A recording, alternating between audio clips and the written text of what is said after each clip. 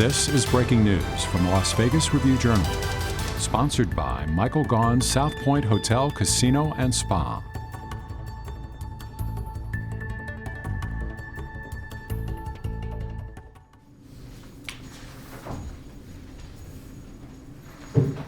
Good morning. Are you Jemarcus Williams? Yes, sir. Good morning. Good morning, sir. Sir, this is initial appearance court. We're here to determine whether there was probable cause for your arrest, and if so, to determine your custody status. I have reviewed your arrest report, your temporary custody record, your pretrial risk assessment, your financial affidavit, your criminal history, as well as bail factors set forth by statute. I'm going to hear first from the state, then from your attorney regarding custody. State? We are going to go ahead and Yes. proceed. Okay, I just want to make sure. Can we go off the record for a second? Okay, take us off for a minute.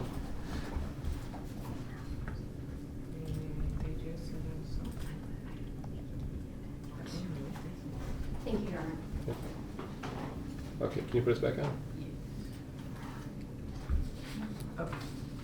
Okay, state? Thank you, Your Honor. I am going to ask that you set bail today in the amount of $1 million. I'm also asking that you order that if that amount is posted, that he be placed on high-level electronic monitoring. Mm-hmm. I'm also asking for the conditions of scram and/or options. I do believe drugs and/or alcohol are likely involved in this. Okay. I'm also asking that you order that he not drive, not drink, and not do controlled substances. I'm asking for this amount because under Valdez-Jimenez, I have to show a flight risk or that he poses a danger to the community. I know you know the facts and circumstances of this case and that we lost two officers that were serving our community yesterday. And so I'm not going to belittle or I'm not going to go on and on about that part, Your Honor. I didn't mean to say belittle.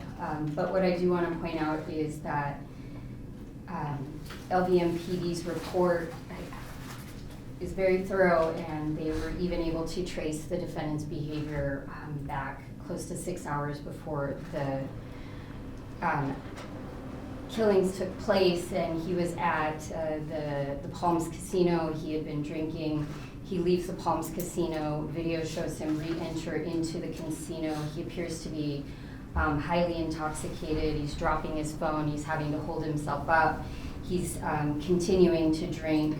There's a point in time where he appears lost. This is close to about 3 o'clock in the morning. Security from the Palms Casino ends up following him. He ends up being escorted out, or he walks out into the valet area.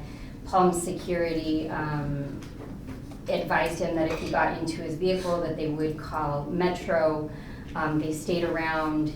The defendant then had the wherewithal to leave that area, walk into what appeared, I think from the report, towards the sidewalk, as if he was in fact leaving without going into his car. He walked past the area where his car was, and he ends up hiding behind a tree.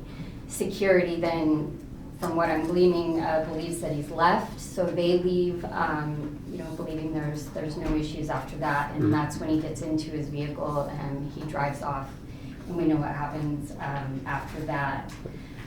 When LVMPD officers are able to track him down, and it was done in a very short period of time, the first thing out of his mouth is, "I didn't kill him, you should be out there figuring out who did." And that was prior to them saying anything about why they were there. And obviously they found the vehicle with extensive damage right there at the apartment that he was in.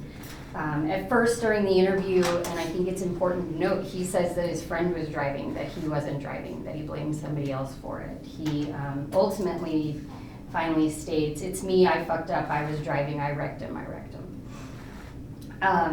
Just based upon all of those factors alone, I think $1 million in bail is sufficient. Clearly he's a flight risk. He has the wherewithal, even when intoxicated, to hide from security so that he can get into his vehicle and endanger this entire community. He didn't report it. He hit the brake slightly, I believe is what the report read, but then continued driving after he realized that he did in fact hit at least 1 or 2 people. And, you know, so we pulled up his 2007 DUI, and in that case, you know, not necessarily unsimilar to this, there was an open container in the vehicle, and he actually was driving so that a police officer had to swerve off of the road to avoid being hit by the defendant, which is what then caused the officer to pull him over in that case. And I understand the age of that prior, but the similarities are very poignant, I believe. So I think in light of all of that, the amount of bail and those conditions are appropriate for this case. Okay, Ms. Pennsylvania? Thank you. Your Honor, I want to discuss first his likelihood of returning to court, which is a factor that this court must consider. Mr. Williams is a lifelong resident of this jurisdiction, and he is well supported by family members. His mother, his sister, his children all reside in the jurisdiction, as well as extended family. He does have community support in the courtroom today as well. For the past 13 years, he's been maintaining stable employment with the same employer as a bell captain and valet. So those things anchor him to this community and make it more likely that he will return to court. There are no failures to appear in the last 24 months. Now, as far as his threat to the community, any concerns that this court may have about community safety could be mitigated today as well. So I'm asking today for his release on high-level electronic monitoring and SCRAM device that does have both controlled substances and alcohol monitoring. I think that those things in conjunction, along with no driving, would be the least restrictive means today. In the alternative, if the court feels that a bail is necessary, I'd ask that any bail not exceed $20,000 cash as surety. Certainly $1 million bail would result in his detention. There's no way that he could afford that, but potentially he may be able to afford a $20,000 bail. I will note that he is a 0-point score on the NPR without any override, so he remains a low risk according to the pretrial risk assessment, and I'll submit on that. Court finds that the state has met its legal burden. I am basing that finding on the facts as alleged in the report, which by themselves give the court sufficient concern to justify the need for monetary bail, as well as for the reasons articulated by the state. For all those reasons, the court is setting monetary bail in a total amount of $500,000 cash or surety. If posted, he is to stay out of trouble. He'll be placed on high-level electronic monitoring. He'll be subject to drug and alcohol monitoring through either SCRAM or options, and he is not to drive a motor vehicle. He is also not to consume or possess any alcohol. His next court date on this case is the following. December 5, Department 9, 8 a.m. Thank you. Thank you, Your Honor. All right, we'll leave these for a moment while the rest of the inmates are brought in.